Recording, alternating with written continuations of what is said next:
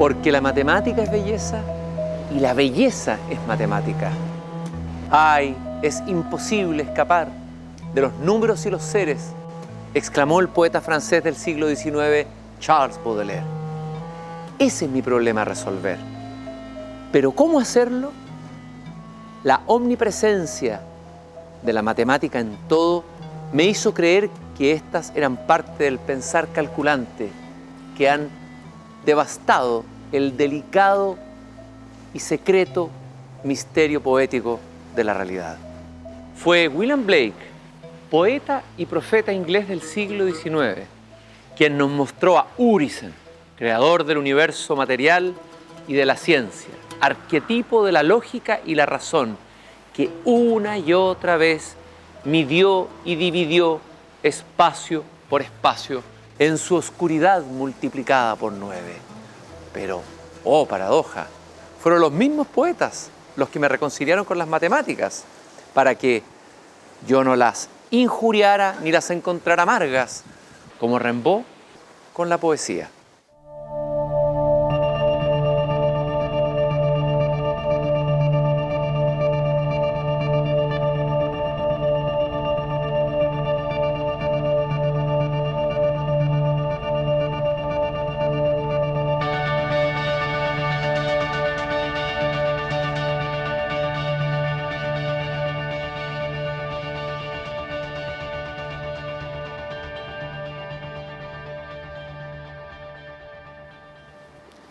Primero fue Eduardo Anguita, quien en el poema Venus en el pudridero me hizo conectar el misterio de la belleza con el de los números.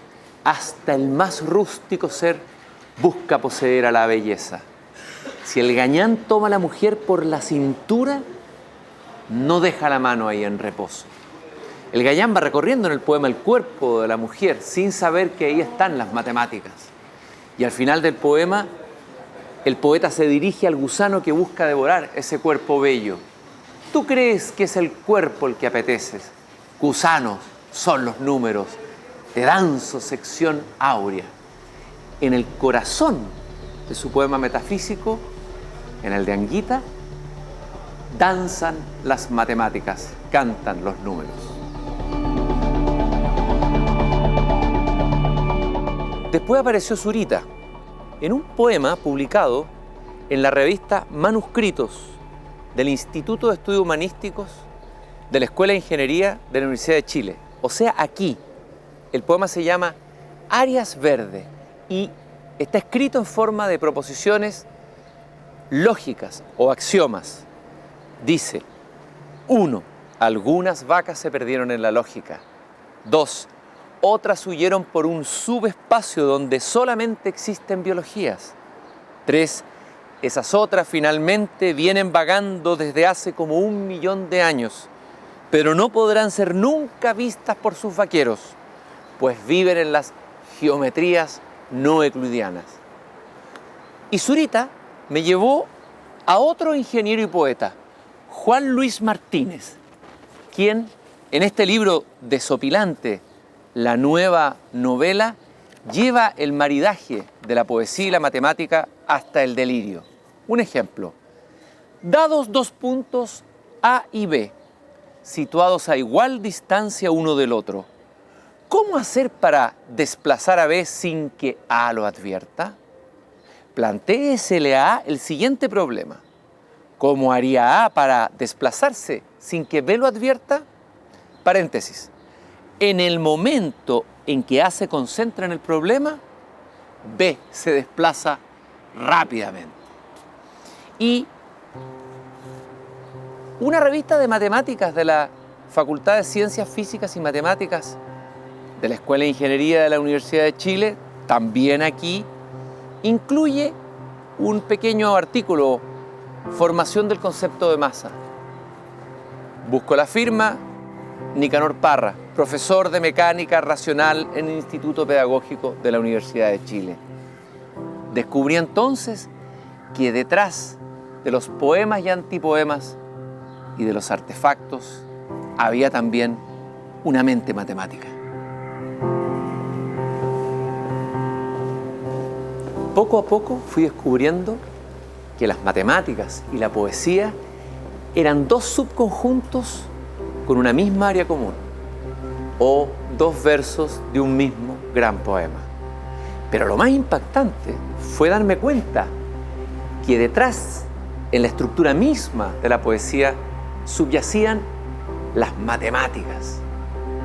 Por ejemplo, en el poema de Pablo Neruda, Entrada en la madera, que no tiene nada que ver con la aprehensión lógica del mundo, sino que, por el contrario, con la aprehensión sensorial, hay una rigurosa plantilla métrica de pies yámbicos y anfibráquicos. Con mi razón apenas con mis dedos, rodeado de lentas aguas inundadas, caigo al imperio de los no me olvides, etcétera, etcétera. Prodigioso ritmo de Neruda, detrás del cual también están los números.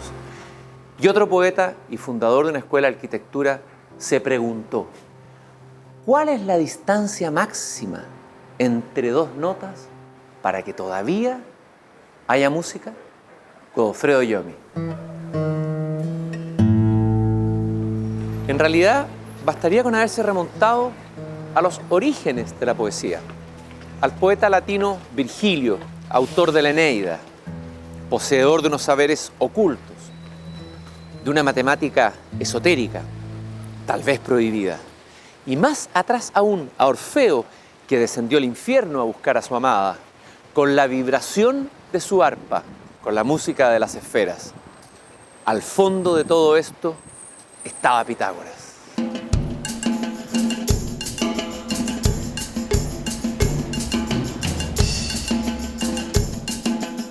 El universo vibra.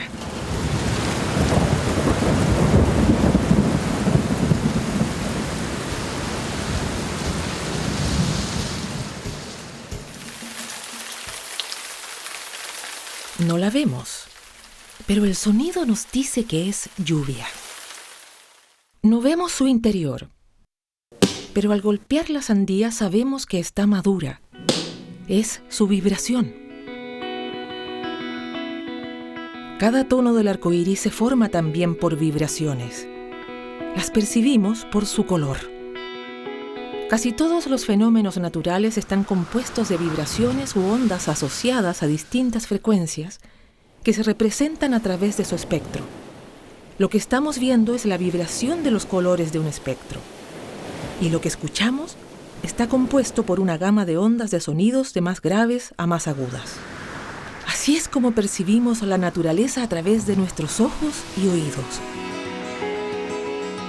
La luz es una mezcla de ondas, llamadas ondas electromagnéticas, donde cada color representa una frecuencia, desde el vibrante rojo al aún más vibrante azul violeta.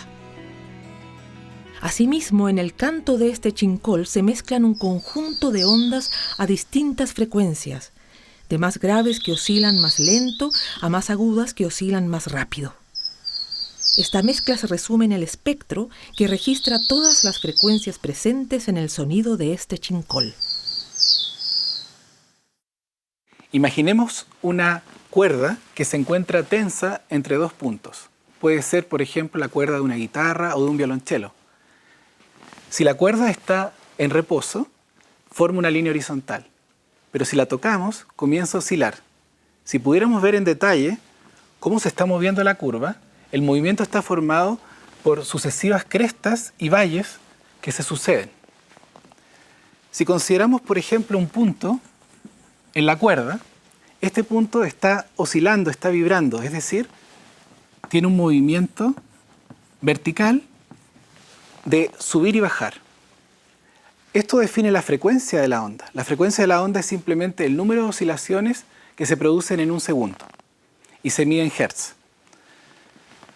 Matemáticamente, uno puede considerar como U la deformación vertical que se produce en la cuerda. Esa función depende de la distancia al extremo X y del tiempo.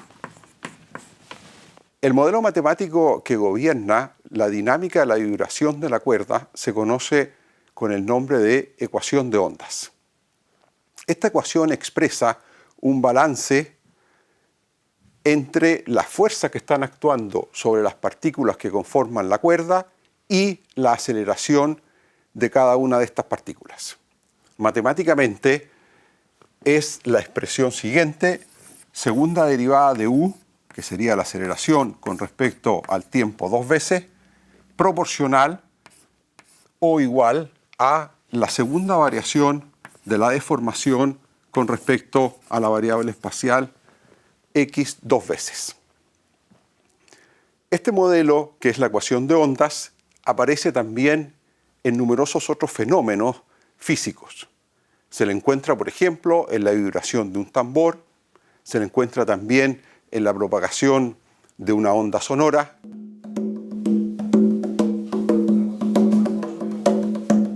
Para estudiar la relación entre vibración y objetos, los matemáticos han trabajado con el espectro de los sonidos de los tambores. Su membrana, al vibrar, produce un sonido que es amplificado por la caja de resonancia sobre la cual está tensada. Este problema se resume en la siguiente pregunta: ¿se puede escuchar la forma de un tambor? ¿Somos capaces solo con el sonido de un tambor distinguir los que tienen membrana circular de los que son cuadrados, triangulares o incluso los de forma hexagonal? La vibración de la membrana de un tambor tiene asociado un espectro de frecuencias característico. Los datos que entrega este espectro nos permite recuperar información y características de su forma o materialidad. Estudiemos el sonido de un tambor. El primer tambor suena así. Y el segundo. Suenan igual, evidente, tienen exactamente la misma forma. Veamos otro caso. Primer tambor. Segundo tambor. Suenan distinto, porque tienen distinta forma. Entonces, ¿podríamos decir que si dos tambores suenan igual, tienen la misma forma? Los matemáticos, para analizar este problema en toda su generalidad, imaginaron tambores cuyas membranas tuvieran otras formas, por ejemplo, poligonales. Así suenan: tambor 1,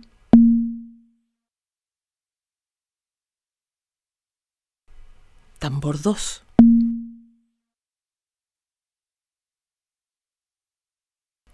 Como los sonidos son iguales, se esperaría que los tambores también lo sean, pero no lo son. Suenan igual, pero son distintos. De hecho, lo que los matemáticos han podido demostrar es que el espectro del sonido de un tambor permite distinguir su perímetro y su área, pero no su forma, aunque no han perdido la esperanza. La noción matemática asociada a la posibilidad de identificar la forma de un tambor es la convexidad. Imaginemos estas dos figuras que tenemos aquí. Ambas son figuras matemáticas poligonales, pero tienen una diferencia fundamental. Y esta diferencia se traduce en el siguiente hecho. En la primera figura, si uno toma dos puntos cualesquiera, no siempre el trazo comprendido entre los dos puntos queda completamente contenido dentro de la figura. Normalmente hay una zona que queda fuera de la figura. En cambio, en esta segunda, cada vez que uno toma dos puntos dentro de la figura, todo el trazo siempre queda completamente contenido dentro de la figura. Esta figura o esta forma geométrica es convexa, esta otra figura o esta forma geométrica no es convexa. Los matemáticos piensan que si nos restringimos a formas de tambor que son convexas, entonces sí podremos recobrar su forma de manera única. Pero esa es una conjetura completamente abierta en matemáticas. Es así como el tambor no solo sirve para la creación de los músicos, sino también para la exploración de los matemáticos y científicos. Es lo que sucede en medicina con la resonancia magnética, ya que son las vibraciones de los átomos las que permiten reconstruir en imágenes el interior del cuerpo humano. La composición y formación de las estrellas también se estudia a través de sus espectros. En el Centro Astronómico ALMA, en el norte de Chile, 66 radiotelescopios registran el espectro de las ondas de radio que provienen de las estrellas.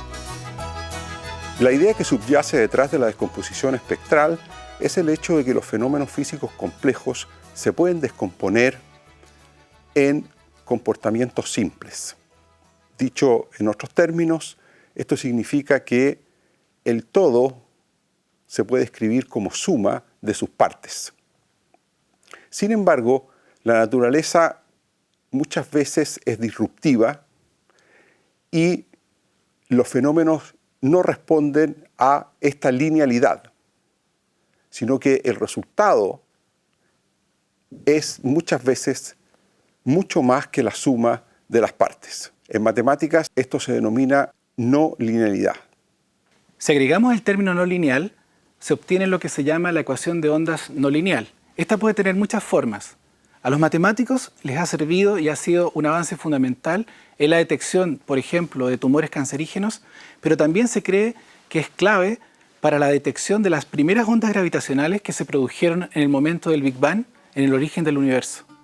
Justamente las ecuaciones de Einstein son ecuaciones de ondas no lineales. ¿Y si la naturaleza amara ocultarse, como dijo Heráclito? ¿Se podrá navegar en un mundo gobernado por el azar que se nos oculta y nos excede?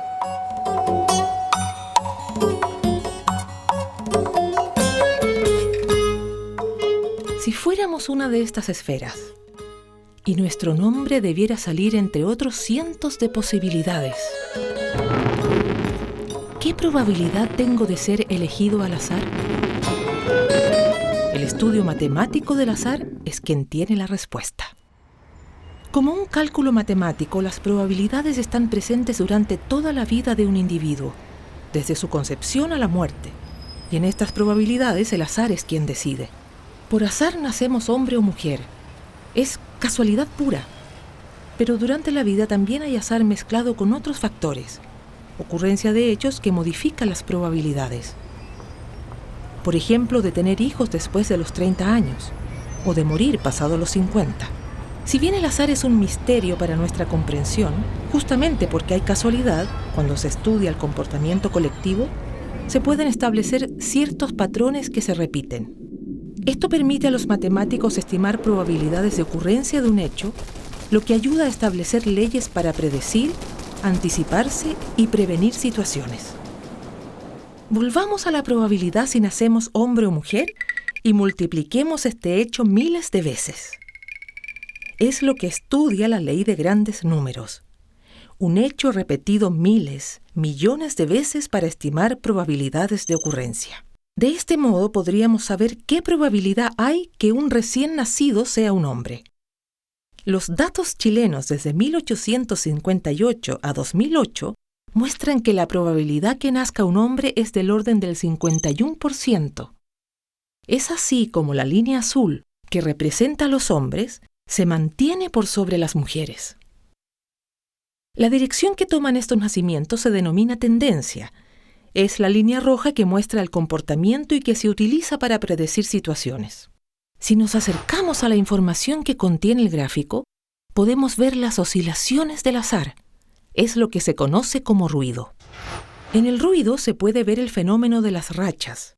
Son números que se desvían de la tendencia y que se estudian para estimar probabilidades de ocurrencia de eventos raros o poco frecuentes. Lo que muestra claramente es que nacen más hombres en Chile que mujeres, ¿no? Eso sí. Me parece que es más o menos conocido. Bueno, eso en todas partes en general, creo.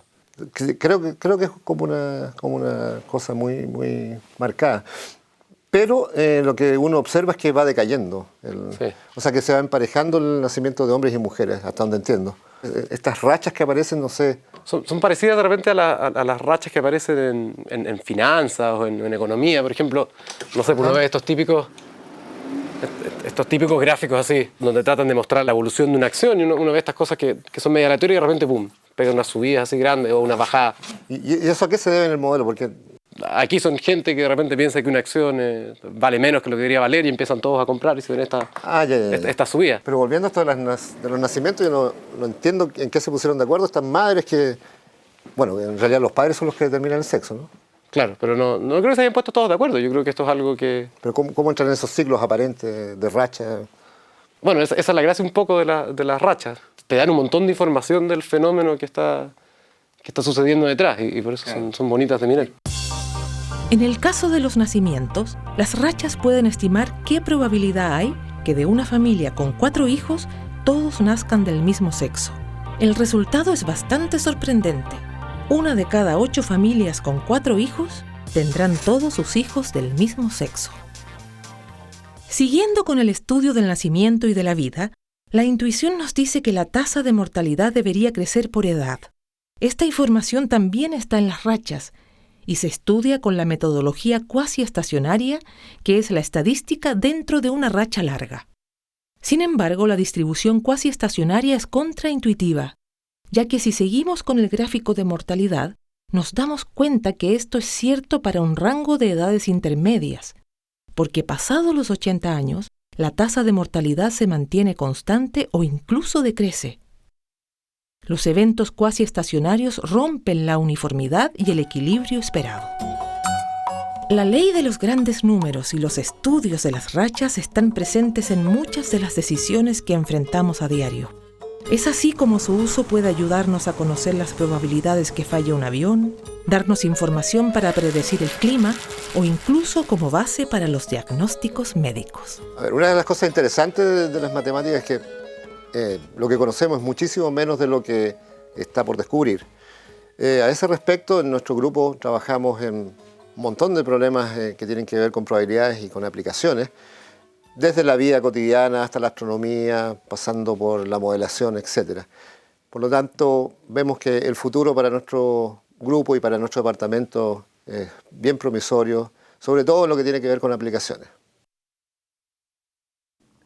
No tendrán todo resuelto los matemáticos, pero sí nos ayudan a ordenar nuestra existencia, que a veces nos parece fragmentada y azarosa, y lo hacen de manera armoniosa y bella, intentando predecir lo que se nos escapa.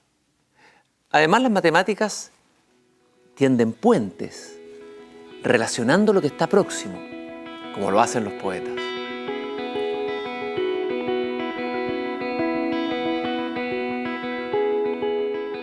Para que todos podamos hablar por teléfono en Chile, hay más de 6.000 antenas para celulares, de las cuales 2.900 se concentran en Santiago. Si las ubicamos en un mapa, se ven así. Como hay tantas antenas, incluso unas pegadas al lado de la otra, se deben evitar los problemas de interferencia o errores de transmisión, producto de que 2 antenas cercanas transmitan en una misma frecuencia o en frecuencias muy parecidas. Para abordar este problema, las matemáticas son un aporte fundamental con la teoría de grafos. Un grafo es un objeto matemático que se puede usar para representar relaciones entre objetos. Está compuesto por vértices conectados por aristas que describen sus relaciones de vecindad. En este caso, cada antena es un vértice y las aristas unen aquellas que están a una distancia cercana. Para dar solución al problema de la interferencia, se pintan los vértices con colores distintos, sin que se repitan entre vecinos. Esto se conoce como un coloreo válido de un grafo. Una vez encontrado este coloreo válido, podemos asignar una frecuencia diferente por cada color. Idealmente queremos usar pocos colores o frecuencias para que se puedan diferenciar lo máximo posible. Asimismo, con ayuda de la teoría de grafos, se resolvió un problema que estuvo abierto durante mucho tiempo. ¿Cuál es la mínima cantidad de colores que necesitamos para pintar un mapa sin repetir colores entre regiones vecinas? Al igual que en la instalación de las antenas, podemos representar un mapa mediante un grafo, cuyos vértices son las regiones y sus aristas conectan regiones que comparten fronteras. Los grafos que se obtienen a partir de mapas son muy especiales. Siempre pueden dibujarse en el plano de modo tal que sus aristas no se crucen. Los grafos que tienen esta característica se llaman planares. y en ellos siempre se puede encontrar un vértice con 5 o menos vecinos. Gracias a esta propiedad podemos estar seguros que para pintar un mapa o grafo planar no son necesarios muchos colores. Hay un sorprendente teorema que afirma que todo mapa o grafo planar se puede pintar con solo 4 colores. El problema de los 4 colores surgió en el 1852, cuando un alumno de De Morgan, el Guthrie, preguntó a él si se podía o no se podía pintar cada grafo planar con 4 colores. Quedó en abierto hasta el 1879, cuando apareció la primera demostración. Esa demostración se debió a Kempe y la idea era la siguiente. Si yo tengo mi grafo ya casi todo colorido y me falta colorear ese vértice de acá, uno puede elegir un último vértice para colorear que solo tiene 5 vecinos. Yo puedo pintar ese vértice con algún color que le falta a mis vecinos, entonces solo tengo un problema si todos los colores aparecen en los vecinos. Ahora, también podría colorear ese aquí de verde si después cambio el verde para, digamos, amarillo, sus vecinos amarillos por verde, etcétera, cambiando todo. El único problema sería que llego a ese amarillo al final. Entonces, si existe un camino como ese. Pero eso no me puede pasar al mismo tiempo para verde, amarillo y para rojo y azul. Ahí quedaría demostrado. Pero en los detalles hay un pequeño problema. Y eso se descubrió 11 años después, lo descubrió Heawood. Y Heawood después dedicó toda su vida a probar la conjetura y no lo logró. Había otros intentos de una demostración y que eran falsos. Quedó abierta la pregunta hasta el año 1976, cuando Apple y Haken propusieron una demostración que se baseaba en el uso de computadores. La demostración del teorema de los 4 colores ha sido simplificada bastante y nuevas demostraciones han surgido. Sin embargo, todas ellas sufren del mismo fenómeno, necesitan el uso de un computador para ser verificada. Ya sabemos que todo mapa se puede pintar con 4 colores, pero algunos se pueden pintar con solo 3, como por ejemplo el mapa de Chile. ¿Habrá un algoritmo que permita determinar si un mapa cualquiera se puede pintar válidamente con 3 colores? Por ejemplo, estas 20 provincias de Italia. Lamentablemente este proceso es muy poco eficiente. Requiere probar 3 elevado al número de regiones de combinaciones distintas. Problemas como este, en los que encontrar una solución resulta complicado, se conocen en matemática como NP difíciles. Por otro lado, verificar si un 3 coloreo de un mapa es válido o no, se asocia en matemática con otra clase de complejidad llamada P. Intuitivamente, encontrar soluciones debería ser mucho más difícil que verificarlas. Es decir, un problema NP difícil debería ser más complicado de resolver que un problema P. Pero, ¿es realmente así? Es decir, ¿es P distinto de NP? P versus NP tiene que ver con si encontrar demostraciones es o no más difícil que verificarlas. Si resolver ciertos problemas, como por ejemplo el coloreamiento de grafos, podemos o no hacerlo de manera eficiente en un computador. Es una pregunta sobre los límites de la computación eficiente. Seguramente su resolución va a tener consecuencias desde prácticas hasta filosóficas. A veces es difícil encontrar la solución a un problema. Otras, verificar su validez. No hay fórmula. La exigencia es muy alta. Nos sorprende descubrir que todo busca lo óptimo. Por ejemplo, el poeta que intenta decir lo máximo con lo mínimo.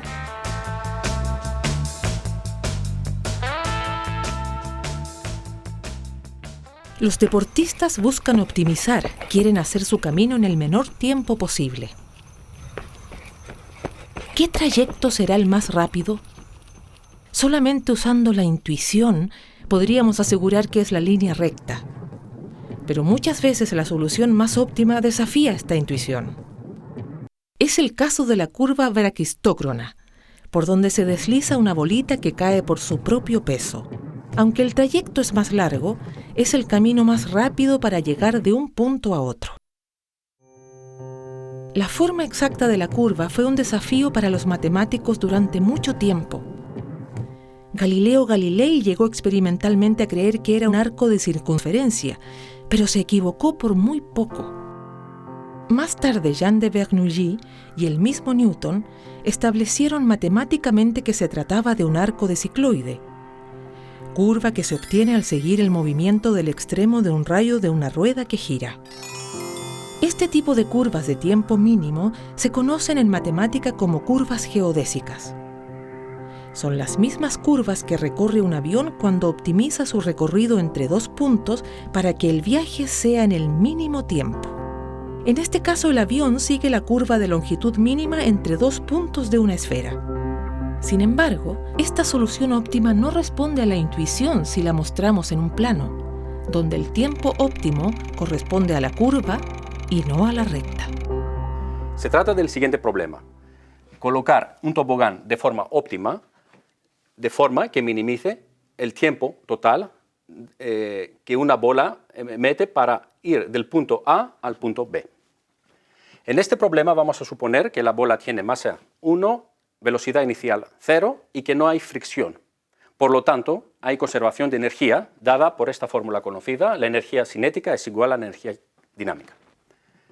Ahora, el tiempo total de un tobogán dado se puede calcular de la siguiente manera. Entonces vamos a calcular el tiempo que se necesita la bola para ir de este punto a una distancia ds. Esta distancia ds está dada por esta fórmula y el tiempo está dado por ds dividido por la velocidad en este punto. Ahora, si sustituimos por esta ecuación la velocidad e integramos sobre toda la distancia de 0 a 1, tenemos una fórmula que nos da el tiempo total para este tobogán, es decir, es una función de la curva. Y es la curva braquistócrona la que minimiza este tiempo. Podemos ilustrar esto en la siguiente gráfica. Dibujamos acá el tiempo de la línea recta, el tiempo de la solución de Galileo, que no es otra cosa que un arco de circunferencia, y el tiempo de la curva braquistócrona, el cual es un arco de cicloide. Si imaginariamente dibujamos los tiempos de todas estas curvas de esta forma, lo que nos dice el principio de Fermat aplicado a este problema es que el tiempo de esta curva óptima es estacionario con respecto a todos los demás tiempos posibles. Así, el principio de Fermat aplicado al tiempo de la bola que se demora la bola A al punto A al punto B, dado en forma abstracta por esta fórmula, nos permite deducir las ecuaciones de Euler-Lagrange, y esta es una herramienta fundamental del cálculo de variaciones, el cual es un área de extrema importancia para la ingeniería y las ciencias. A la que nunca le falla la intuición es a la naturaleza. Es la gran optimizadora. Lo tiene en su esencia, y sin duda que sus leyes se basan en la economía de tiempo y recursos. Así queda demostrado con la luz, que siempre busca el camino más rápido para viajar de un punto a otro. Para entender este comportamiento, hay que explicar el fenómeno de la refracción. Una onda de luz puede verse como hileras de fotones que avanzan en una cierta dirección constante. Pero si la velocidad del medio varía, por ejemplo aumenta, los primeros fotones que crucen a la parte de mayor velocidad viajarán más rápido, produciendo un cambio en la dirección del rayo. Así podemos observar la increíble similitud entre la curva que forma la luz al pasar de un medio a otro con la curva braquistócrona. ¿Y qué ocurre en un terremoto? ¿Las ondas sísmicas también optimizan su tiempo? Efectivamente es así. Como la velocidad de las ondas aumenta con la profundidad de la Tierra, porque hay mayor densidad, para llegar más rápido a la superficie, las ondas viajan primero hacia el interior más denso y luego se desvían hacia la superficie, formando curvas. El control óptimo, descendiente del cálculo de variaciones, ha sido usado por el ser humano para construir formas y objetos óptimos que minimizan la resistencia. La forma de la cabeza y cuerpo de los delfines son curvas aerodinámicas que optimizan su resistencia al movimiento. Por ejemplo, el diseño óptimo de un casco para que tenga la mínima resistencia al movimiento. Newton mostró que las partículas de aire, al golpear el objeto, son las que producen la resistencia al movimiento. Por eso la cantidad de impulso que tendrá el objeto dependerá del ángulo en que colisione con el aire. En la evolución de los trenes también está presente la optimización de formas. Se pasó de las antiguas locomotoras con un frente recto a los modernos TGV de nariz alargada y plana que alcanzan velocidades sorprendentes llegando a los 320 kilómetros por hora. Al igual como lo hace la naturaleza y lo persiguen incansablemente los deportistas, las matemáticas buscan la eficiencia optimizando el tiempo de un trayecto, la distancia entre dos puntos y las formas de los objetos.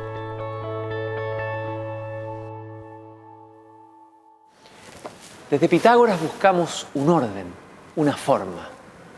¿Habrá también un orden matemático detrás de todo lo que se difunde? La palabra, el calor, el amor, el temor.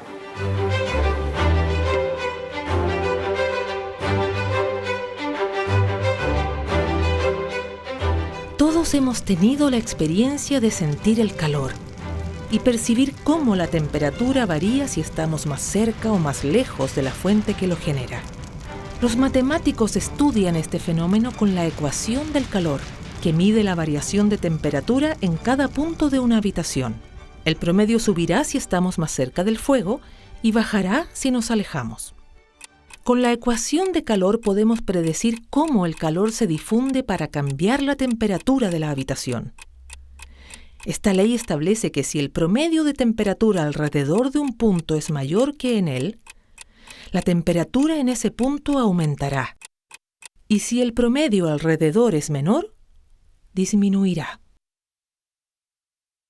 Les voy a describir un prototipo de ecuación en derivadas parciales que se llama la ecuación del calor, que lo que intenta describir es la temperatura en una región del espacio, digamos una pieza, ¿ya? En 3 dimensiones, en un punto X y en un instante T, llamamos U de xt a la temperatura en ese punto y en ese instante de tiempo. Entonces la ley de difusión del calor corresponde a una ecuación en derivadas parciales, que es la derivada parcial de U respecto a T, en xt igual a un operador que llamamos laplaciano de U en el punto X y en el instante T. Una ecuación de este tipo aparece en verdad en el modelamiento de muchos fenómenos distintos. Una cosa que la hace bastante diferente de una ecuación algebraica es el hecho de que sus incógnitas en verdad son infinitas, porque tenemos infinitos puntos en el espacio y, en principio, una infinidad de instantes de tiempo. Por lo tanto, esta ecuación en realidad engloba infinitas incógnitas. El comportamiento del calor está presente en la naturaleza y se conoce como difusión. Por eso los matemáticos han usado como base la ecuación del calor para formular modelos que permiten describir otros fenómenos naturales muy diferentes. Fenómenos como son las manchas en la piel de un leopardo, la formación del embrión o una colonia de bacterias. En todos estos fenómenos hay difusión. Pero no solo eso, porque si todo fuera difusión, no existiría esta riqueza de patrones en la naturaleza. Con la difusión hay estabilidad. Es una realidad constante como cuando se echa una gota de tinta en el agua. La inestabilidad se produce con una nueva sustancia que rompe el equilibrio.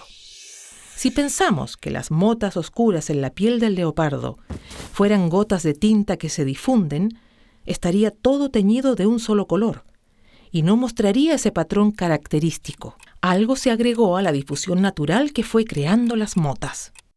Para explicar este fenómeno de surgimiento de patrones o morfogénesis, el matemático Alan Turing ideó un modelo para describir estas formas biológicas que consideraba la difusión de dos sustancias, un pigmento o activador y un blanqueador o inhibidor que compiten y reaccionan en la piel del leopardo.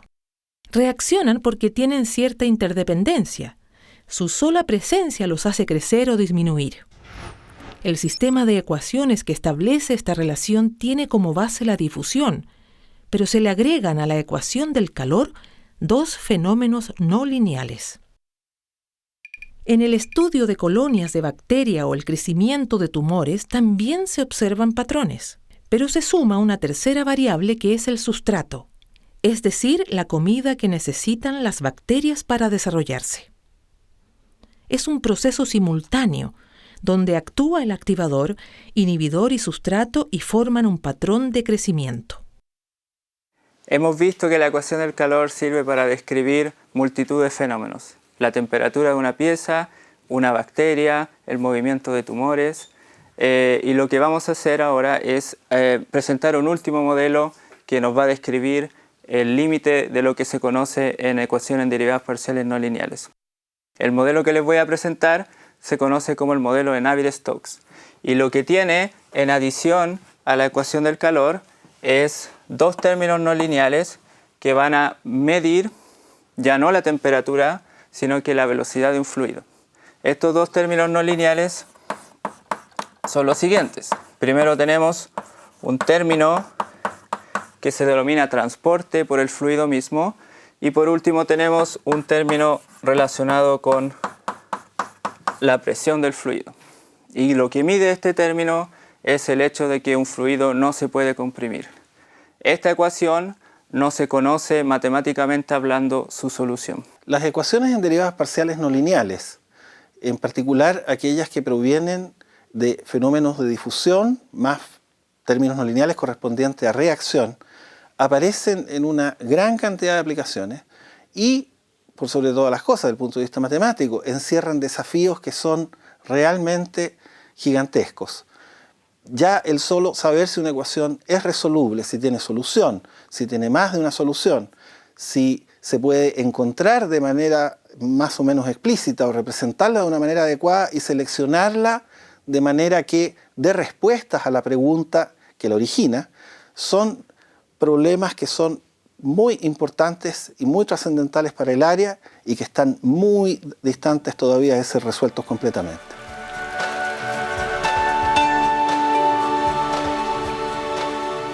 Hay ecuaciones que tienen solución y otras que todavía no lo tienen. Eso dicen los matemáticos. Sí, Baudelaire tenía razón. No podemos escapar de los números y los seres. Pero ahora mi conjetura es que esto no es un castigo, sino un regalo de los dioses. ¡Eureka! He solucionado el problema desde el cual partí.